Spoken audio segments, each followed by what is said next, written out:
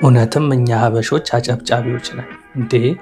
ብዙ ጊዜ እንደ ሀበሻ አጨብጫቢ ህዝብ የለም። የሆነ ነገር ሲባል እንኳን ሳይሰማ ሌላው ካጨበጨበ አብሮ ያጨበጭባል ምናምን ሲባል እንሰማለን። እና ይሄ ነገር የሆነ በተፈጥሮ የታደልነው ነገር ነው መሰለኝ።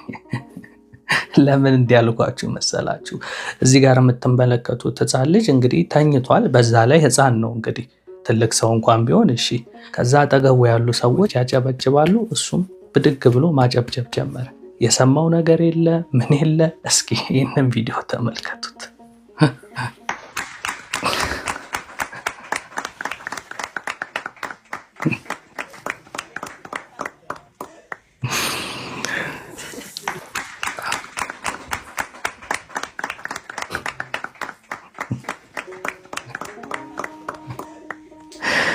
እውነት ይህንን ቪዲዮ ካየው በኋላ በቃ አጨብጫቢ ህዝቦች እንደሆነን እኔ ራሴ አምኛለሁ። እንዴ ሰዎች እኮ ብዙ ጊዜ እንደዚህ አይነት ነገር ሲያወሩ አይገባኝም። ወይ እንደ ሀበሻም አጨብጫቢ ህዝብ የለም ምናምን ሲባል የሆነ ተጋኖ የሚወራ ነገር ይመስለኝ ነበር።